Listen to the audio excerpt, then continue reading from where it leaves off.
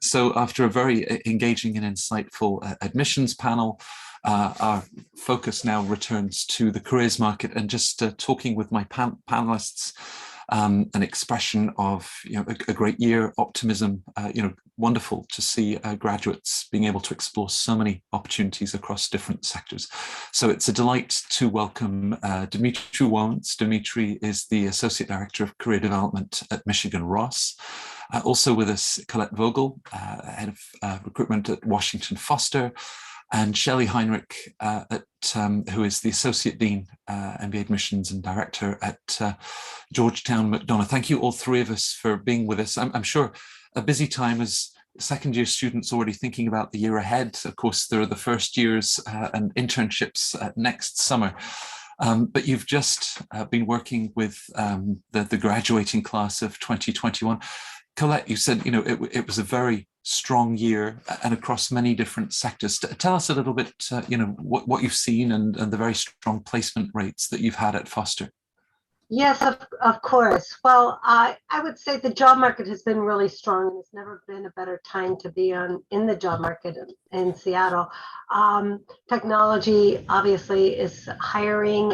We are at the center of the tech ecosystem here. We've got cloud computing, and that's not going away. And we also have a lot of consulting firms that are hiring. They're part of that ecosystem, but there's just a tremendous demand for consulting, perhaps because of the uncertainty in the environment, and the companies are perhaps shifting some of their managerial responsibilities to consulting firms. So I continue to be really excited by the prospects for our students. We also are seeing a lot of activity in digital marketing, and obviously healthcare is growing. And we're looking at all of this through the lens of a sustainability lens. A lot of our students are very interested in pursuing careers ultimately in that area. So we're really positive. Got it. And as the director of the MBA mentoring program, I'd love to discuss later in the panel, how you sort of guide your students through that process. But Dimitri, though you haven't yet published the results for the class of 21, lots of optimism, lots of opportunities. Yeah, thank you so much, Matt, for having us here. Our employment rates are looking really good. We're going to be releasing our report soon, and we're really pleased with the results. I am going to have to stop there so we don't spoil all of the greatness we're excited to share soon. But the headline is great news. We've got some record-setting results, and we're excited to share that very soon. Right. And of course, with Ross, you develop such strong ties with recruiters. Do you notice, Dimitri, a difference, if we go back to, the financial crisis of 12 years ago? Employers have sort of stayed with you. Perhaps, they have changing roles and needs, but no one's really walked away. But new faces have also emerged and keen to recruit Ross talent. Absolutely. I think what you mentioned is spot on, right? We're seeing companies not only coming to Ross for an increasing number of roles and over an increasingly large geography, especially with the COVID and firms being more open to remote work, but we're also seeing new companies coming in, and a lot of growth in the tech sector, some in the healthcare sector as well. And it's been really fun to see the new faces. Can't wait till we see them in person, but a lot of very fun Zoom calls with some new players, especially in the tech and healthcare space. Right. Shelley, of course, the class of 2021 arrived at McDonough in the fall of 2019, long before there was talk of a global health pandemic. As you reflect on their journey and perhaps how that's sort of shifted their own expectations, everything that they've learned about themselves in the program, what's that translated to in terms of what you've seen for the graduating class of 2021? Yeah, I think this is on board to be one of our strongest years ever for placement. Certainly the economy has rebounded. Companies that were conservative in their hiring last year because they didn't know what was 3 or 4 or 5 months ahead of them have now rebounded strong. I think this year's class, like if I could define with one word for all of our classes, probably is resilience, right? They entered the program in a certain different way than they left. but honestly, the future of work is going to be different. And so hopefully we all prepared them for how work looks differently, how to use technology differently, AI. And also, I think our students are more appreciative of every opportunity, right? They're taking full advantage of all the opportunities at our MBA program because they don't know what lies ahead of them in the future. So great year. Internship offers rebounded really strongly. So I think they're looking good.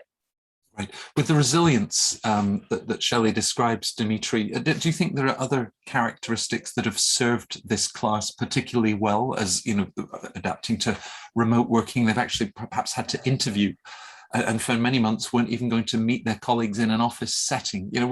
What have they had to sort of display in terms of the characteristics that have helped them to secure great opportunities?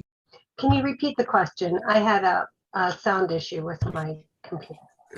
Sure, great. Now I'd jump to Dimitri, but Collette, similarly with you, Shelley had talked about the resilience of this group. Some of them perhaps even haven't until recently met new colleagues in an office environment. They've been remote working. What are the characteristics that you feel have really served the class of 2021 well as they've secured their new roles? Oh, I see. I think that they're very collaborative as a class, and they look out after each other. They've simply had to do it in different ways. Messaging through Slack and some of these other messaging boards has been. I think we may have left Collette. Perhaps Dimitri, you can pick up on the question. She talked about different tools that we're using in work. What are the characteristics that you think are serving Ross graduates well in this early stage of their post-MBA career? Yes, I think Shelley and Collette nailed two of the top that I would have mentioned too: resiliency and collaborativeness. And I think that collaboration, just double click on that, I think we've seen tremendous collaboration, not just among students, but with staff and our alumni as well. Alumni is something we're particularly proud of here at Michigan. We have not only about the 35,000 Ross alumni in the world, but over 500,000 University of Michigan alumni as well. And I think that relationship among alumni with our students really shone through during the pandemic, and was able to help folks tap into that resiliency and that collaboration. Right. As you work, Shelley, the students that are taking courses in accounting and finance and strategy, but then at the heart of it, there's career services and this sort of personal narrative that everyone is developing. As you look at perhaps even what they shared in their applications to McDonough, and then the person that's emerged 2 years later, do you see a real shift? It's a chance to explore and look at different sectors, how they use their internships. So do you see a big difference from the incoming student and then 2 years later? Certainly. And I think, we embrace that. They want to come to an MBA with one maybe process in mind or one thought in mind, but then they're exposed to so many different employers and industries, and they may pivot, and that's perfectly fine. And we're here to support them. I think what the pandemic has brought is more access to more employers, right? Over this last year, as employers were virtual, right? Because their companies were virtual and their companies weren't allowing them to travel. They then also got to reach more schools, more students got to reach more employers. And so it really gave everyone a chance, I think, to learn and explore more. I think we were up over 20% more unique employers than the previous year.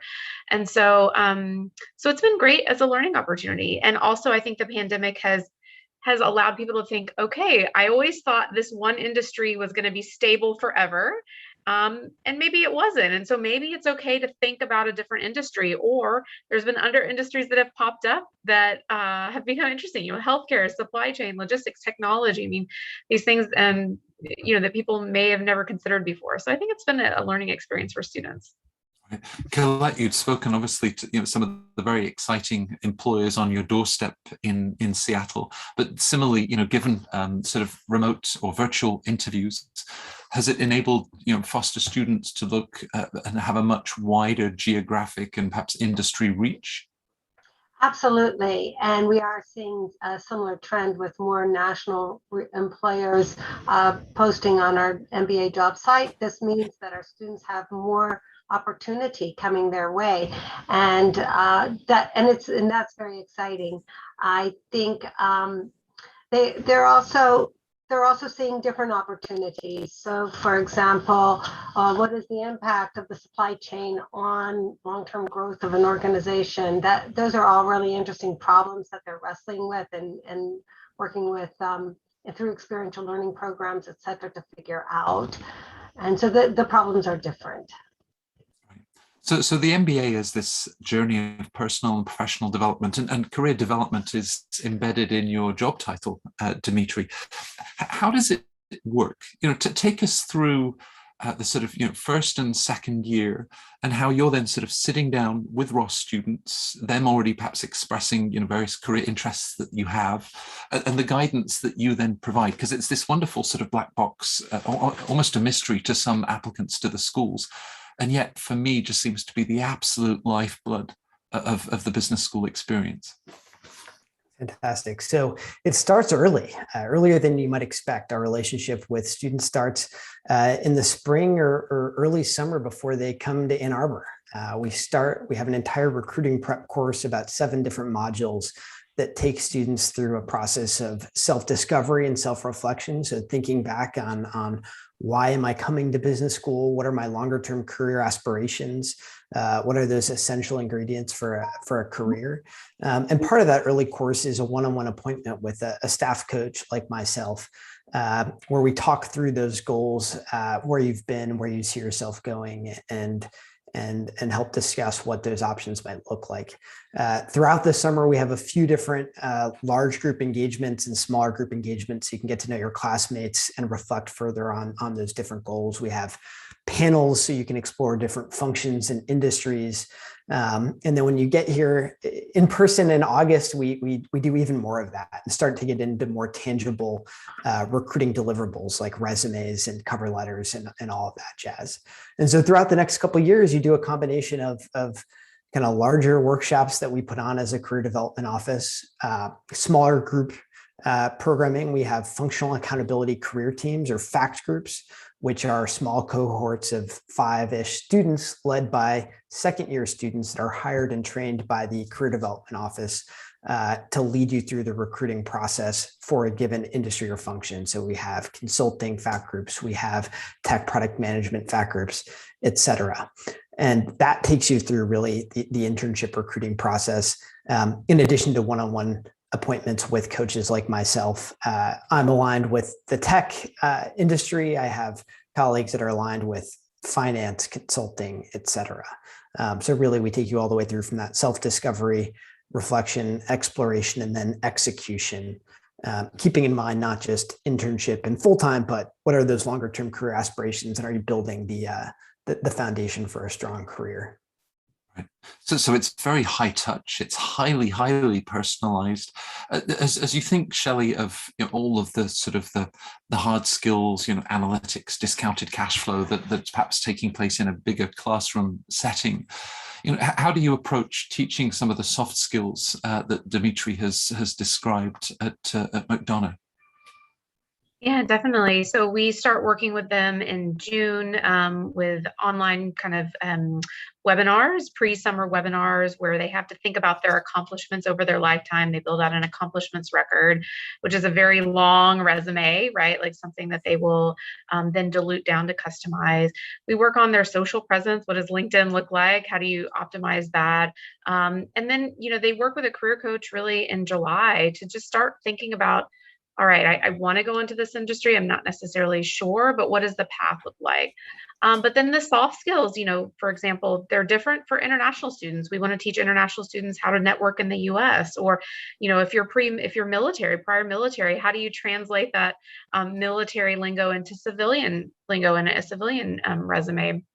So really looking at all the different populations and how do we help to customize the kind of the career search for them. And then, that leads into a job search course in the fall. It's different for full-time and for part-time students. So part-time students get the same access as full-time. But it's all about, what is it the industry that you're looking for and how do you best position yourself, both soft skill as well as hard skill for that industry. So it's both the Career Center staff that do it, but then, certain centers and initiatives will help with that, and second-year peer advisors. Let you head up the MBA mentor program. What role does that play on this journey? To be able to provide that sort of holding up that mirror and the personalized guidance it implies. Right. Okay. Well, we have several mentor programs. One has been in existence about 23 years. We have 80 executives in that program. We also have a spring mentor program that helps students just where they are, and there's either ramping up on an internship, how to be successful in that internship, or perhaps looking at helping connect them to roles that are more customized to their job search. Then we have an MBA program, it's Mentoring Circles. We just piloted it last year, and it's for MBAs of color, connecting them with professionals of color. And they have then yet even some deeper kinds of questions that they look at in terms of how they navigate authentically the corporate environment, that they might be joining. They tackle all kinds of different questions there. What I think is really important, where our mentors help in a big way, is with the soft skills. And I had a workshop that I put on for them where I asked the mentors to operationalize some of the soft skills we hear employers want. So, for example, humility. What does humility look like, and what does that mean? And how do you operationalize that? So we're working with our mentors to translate some of that to our students, and this in turn will help build their soft skills in these areas, like listening, things like that. Right. Yeah. No, listening, humility, and how those are all going to serve them at every level. The internship, Dimitri, can play a key role, either getting a foot into an industry, those that are looking to make a transition, sometimes a triple jump of changing geographies and industries and sectors. They might even come out of that internship thinking, well, I thought it was going to be banking, but now I've realized it's not. So what importance do you place? What do you often see? Is it more this is getting the foot in the door to create opportunities, or simply getting to better know a sector? So when I talk to students, I think I like to highlight both, right? I think both are critically important. One, am I going to test this hypothesis that this is where I want to spend my long-term career? I think you cannot overlook the value and importance of that. And then the second is, how can I unlock this future opportunities? And is this going to give me that industry or functional exposure I need to have the credibility to pursue a full-time role in this area? And both are key and are a big part of our conversations. How can I test this hypothesis? And will this be a foundational building block for the career that I envision for myself? And when we tell people to construct parallel plans, right, to pursue two different recruiting paths. And each one may play into one of those more than the other. One may be more aligned with, hey, this is where I think I want to go long term. And one may be more aligned with, hey, I want to test the waters here and see if this is something I want to explore further. Right. The alumni, I don't know if they're also creating opportunities for internships, Shelley, but I mean, they play a very important role, given industry connections, feedback that they can provide to current students. How do the alumni engage with students at McDonough to help them in their career choices? Yeah, alumni are fiercely loyal to their fellow students. And I think we saw this really come true even in the pandemic. So if we go back to 2020, when things were starting to kind of get a little shaky near the end of the year, an initiative called Hoyas Helping Hoyas was launched by one of our alum, where basically our alum throughout the world started crowdsourcing jobs and hiring our graduates. And it was this very quick movement to really embrace and kind of just really help our graduates. And so it was really heartwarming. Obviously, we always knew our alumni were great, but it was great to see them put this into action when they themselves were probably in a very tumultuous environment in their own companies, but they wanted to pay it forward and help.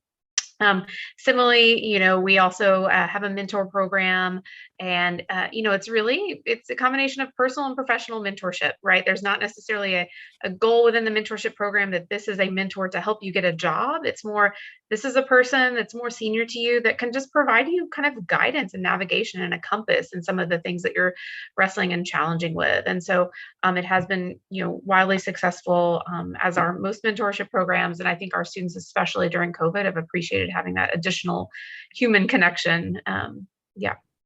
Right. And now, of course, alumni that might be working at Microsoft or at McKinsey or Boeing or elsewhere, already great demands on their time collect.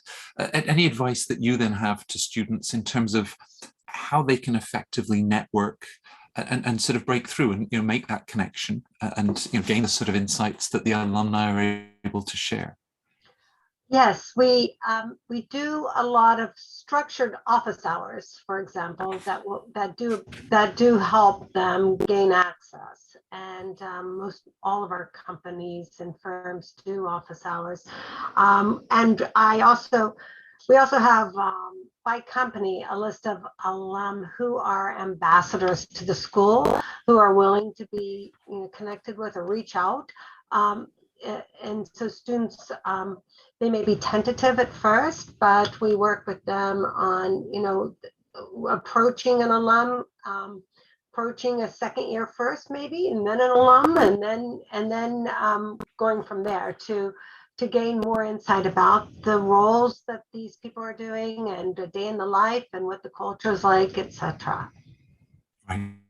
So perhaps the crystal ball is broken, or certainly if we'd had this panel together, Dimitri, 2 years ago and making predictions about what the future job market would look like. But if you do sort of reflect, and even the constant dialogue that you have with recruiters, you've talking about supply chain and AI and healthcare, where do you see sort of trends in the coming years, and perhaps sectors that will complement the existing demand, but where you really think that there'll be great opportunities? Yeah, so I think there are a few trends in areas that highlight the importance of the MBA. One is the growth of tech is not slowing anytime soon, and the appetite for tech, the appetite tech has for MBAs is just phenomenal. And I think something we've seen is just they realize the value that an MBA can add in so many different parts of the organization.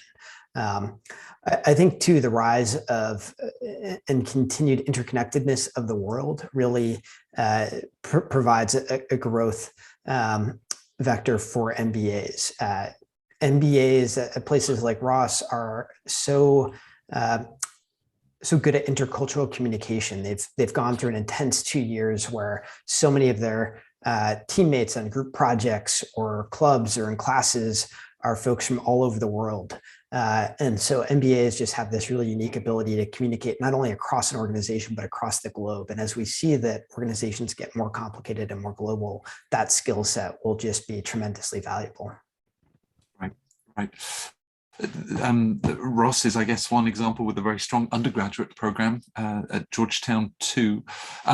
There's a growing number of opportunities. The specialized masters, very often Shelley, those are at the sort of the pre-experience level, whereas the MBA for many will come 4, 5, 6, 7 years after graduating from college.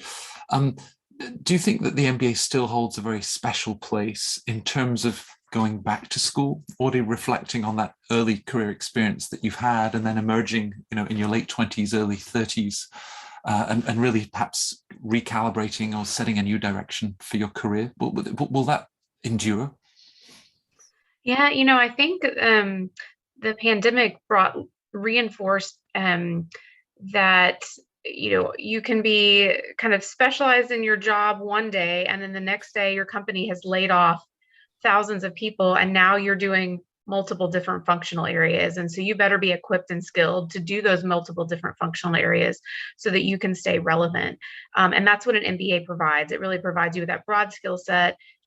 It teaches you how to be indispensable, how to ask the right questions, how to speak the right languages, so that if the future gets challenging again, you're prepared to kind of deal with it. I think you also in an MBA get exposed to different challenges that maybe you wouldn't otherwise in a specialized degree. So obviously the pandemic in the last couple of years have brought forth opportunities for people to appreciate, supply chain, diversity, equity, inclusion, operation, even marketing challenges. And so an MBA allows you to then be able to navigate those, or at least find the right people within your company, even if that doesn't end up being your functional expertise. So yes, still relevant, continues to be relevant. And there's a different place for specialized masters, right? Those are relevant as well, but I think it's where you are and what you want to set yourself up for in the future. Right. With the feedback that you get from recruiters, Colette, all three of you from world-class business schools, do they identify something at Foster and say, something that we really observe in Foster students that we appreciate? I mean, is there a sort of a personality that emerges with each graduating class? Yes, I would say they're looking for innovative thinkers, those who are at the cutting edge of technology, and certainly our classes have had that mindset. They're critical thinkers, analytical, and they are able to also see things through different perspectives from a global standpoint. So we have experiential learning kinds of exercises. We call it radical collaboration, where our students are given a problem to solve in 24 hours or 8 hours. It's a sprint, and then they report back. And so they're a group that has learned to think on their feet, to be analytical, and to get things done. But innovative thinking, I think, is probably what really stands out in a big way. And collaboration, they're team builders. Right. Many Ross graduates will talk about the MAP program, which of course was introduced many years before Harvard Business School realized there was a world beyond Boston. Dimitri, what does an experience like MAP bring in terms of, again, skills, awareness? How can they really sort of emerge and grow from that? Yeah, so there are so many things that MAP does. So one is it gives students that ability to get outside of their comfort zone, right? It gives them a chance to try a new function, a new industry before they're in a real internship or a job, which translates really well to being willing to take on projects that are outside of their comfort zone when they get into the workforce. And I think employers really value that, the ability to just roll up your sleeves, work up and down the organization, which starts in MAP, where you often have an executive presence. You get access to employees throughout the organization as you work on it. It also teaches them super important soft skills about how to work with a team that's forming really quickly and has to get stuff done very quickly in a flat hierarchy, right? How can we delegate? How can we divide and conquer? It also, for the first time, especially students that are interested in consulting, gives them really, hands-on experience with the scoping work that's involved in doing a consulting engagement, which serves people really well when they get into the workforce. Right. So with such great outcomes with the class of 2021, Shelley, how can MBA applicants perhaps dig a little deeper? Looking at the sort of reports that you publish, the wonderful career opportunities that your graduates enjoy, of course, that uptick in salary, all of those elements, but really say, but what I see at McDonough, is maybe these unique strengths or areas that I'm going to be able to pursue. How would you sort of advise them to best, choose the right program and the sort of research that they can do around careers that's going to help them make that choice? Yeah. So, I mean, as soon as people think they might want to pursue an MBA, start reaching out to alumni and, current students to get a different perspective of why they chose their industry, why they chose their school, why is it a right fit for them.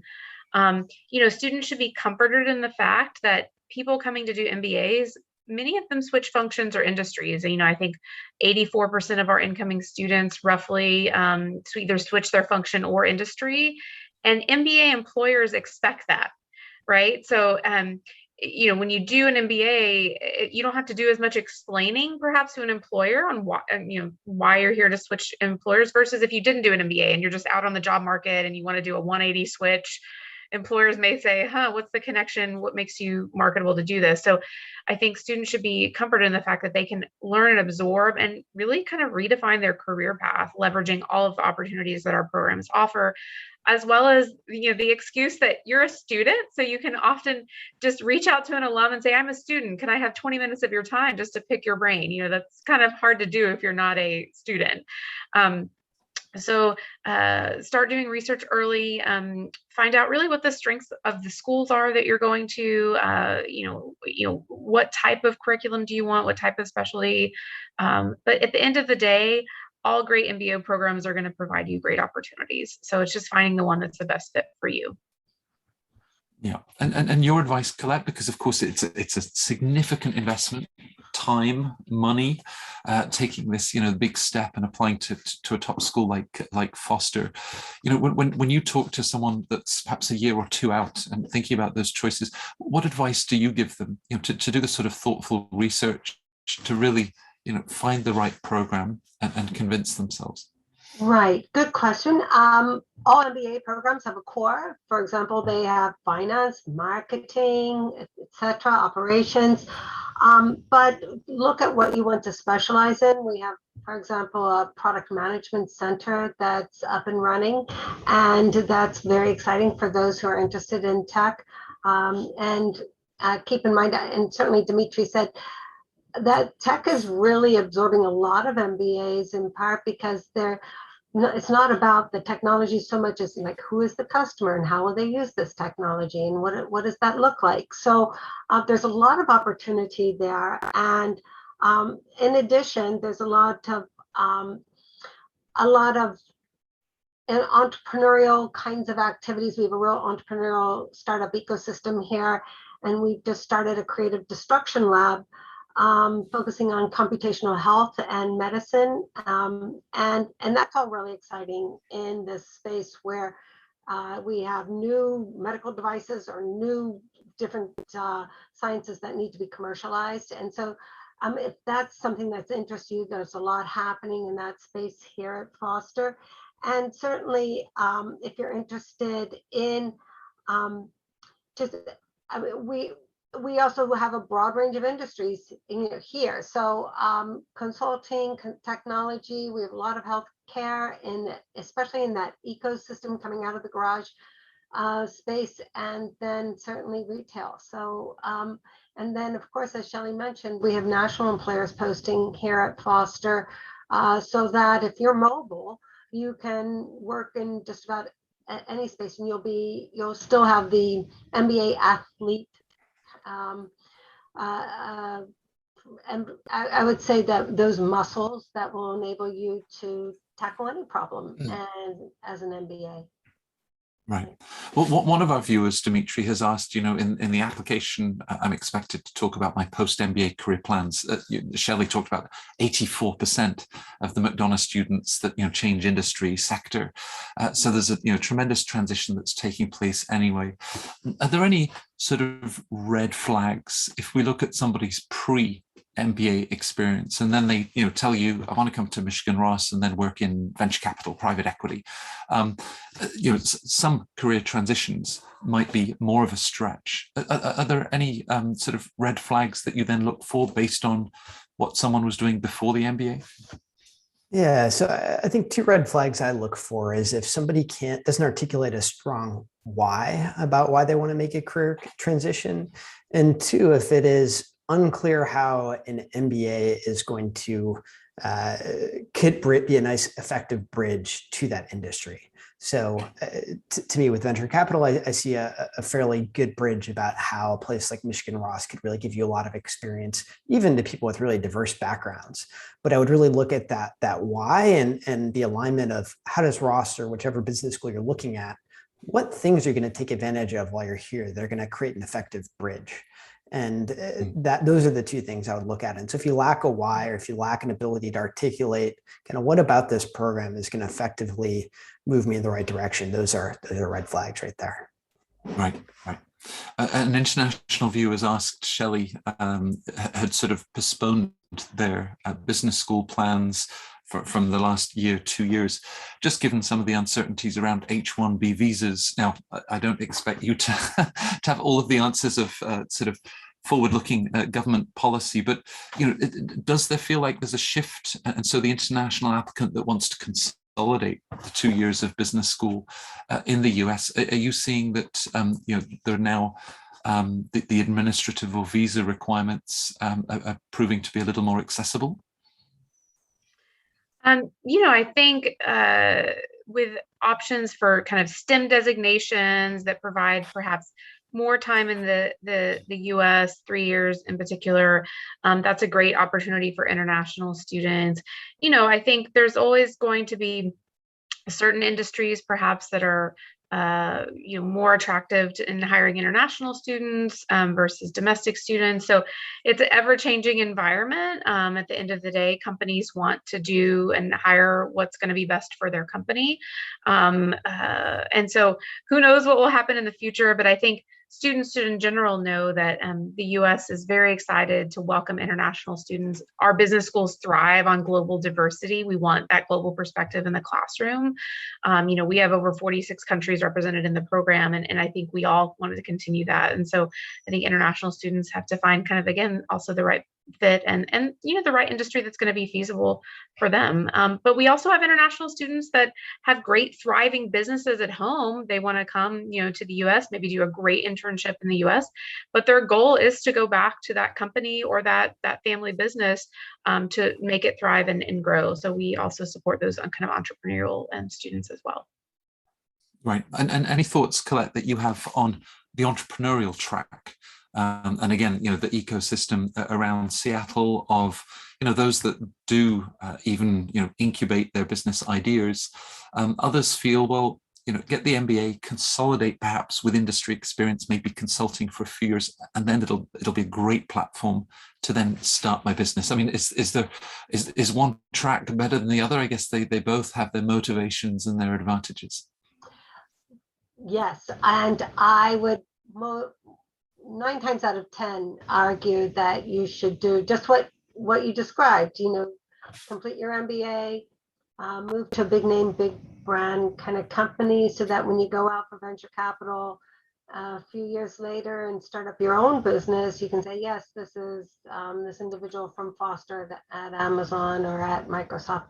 But we always have every year individuals who want to start their own business, and they do so. It just is there's a network that's involved. There's understanding how to ask, and how to pitch your case and we provide lots of opportunities we have a Burke Center for Entrepreneurship, and we have lots of opportunities for people to pitch business ideas and participate that way. And whether it's a startup or a Fortune 500, Dimitri, the work that you're doing, it's not just for that first job at a business school. Presumably there are skills, that there's just a sort of a structure for thinking, asking yourself even, why, what's the motivation? This is going to serve them in their second position, in salary negotiation. I mean, this will have a lifelong impact on the career that they then pursue. Absolutely. And that's one of my favorite parts about the work is those conversations that start when they're students about those longer term career aspirations, but also just the support that I get to provide and the school gets to provide once they leave. So we have lifelong career coaching. We have a dedicated alumni career coach. I often continue conversations with alumni I've worked with long after they've left, and those are really, really fun conversations. And we also have things like lifelong executive education for open enrollment courses. So we have alumni that are kind of engaging with us throughout their life. And part of that is professional development, enabling those future career moves. And part of that is just a great way that kind of gives back to the thriving ecosystem at the university, where they get to engage more with students, staff, and faculty. So working with alumni to me is very fun. Not only are they giving back, but it is also, we continue to be a part of their journey as they continue their career path forward beyond the graduation date. Right. It's lovely to hear that sort of intrinsic reward that brings, and maintaining those contacts. Shelley, final question for you. With all of these lives and the positive impact that you're having, what do you love most about your work? I truly love what we do. In working in the graduate school space, you get to speak with students prior to them coming in. Even as Career Center staff, we speak with prospective students. You get to hear what they want to do. You get to hear what their goals are. And then you're with them for 2-3 years as they go throughout the process. And then you're with them as alum when they come back and hire the students. And they come back and share, wow, this experience really allowed me to achieve my dreams. Like, I never thought this was possible. And so it's phenomenal to get to be a part of that experience. I think you played a small sliver in helping to deliver that experience, in changing people's lives. I truly believe education is very powerful, and access to education is extremely powerful. And to be able to go out in the world and do that, it ultimately helps the world, because these students are going out and doing phenomenal things. When we all see their resumes, I think as alumni, we're like, wow, that's amazing. And look at the work that you're doing. And so yeah, I think it's just wonderful to work in the space to support these students.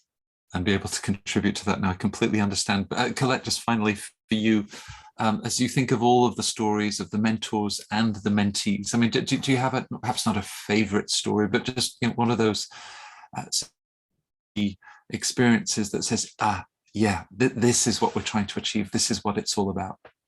Oh, all the time. And it's really thrilling for me to see the students go along the journey and achieve their potential, and hear from them that they heard from a mentor something that really crystallized their thinking and encouraged them to go for it, or encouraged them to test something out and to be curious about something and figure out if it was for them or not.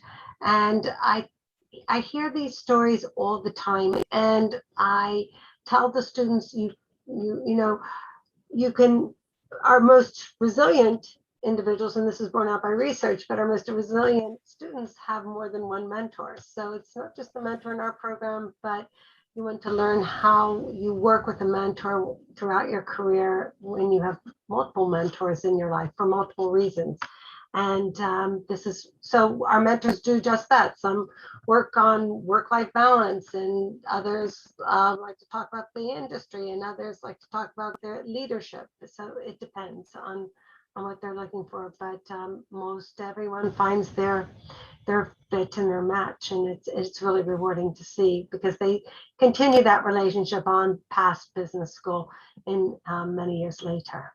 Right. Yeah. Well, whether it's the exciting careers you were describing, Shelley, reconnecting with alumni years later, Dimitri, or just the sort of the insight and support that mentors and mentees can offer to one another. I think all three of you have really displayed not just an incredible 2-year experience, but how it continues to contribute and support that individual, and then they give back, much like the Hoyas for Hoyas initiative that you described. So you've brought your own energy and warmth and enthusiasm to Centre Court, and I'm delighted that our viewers were able to experience that. They'll be connecting with your colleagues, the gatekeepers, tomorrow. Obviously, I'm sure very eager to speak with them with everything that they've picked up from you. So to all three of you, Shelley, Collette, Dimitri, it was a pleasure to have you with us. Thank you very much for your time and your ideas. Thank you. Thank you, Matt. Thank you. Have a good day.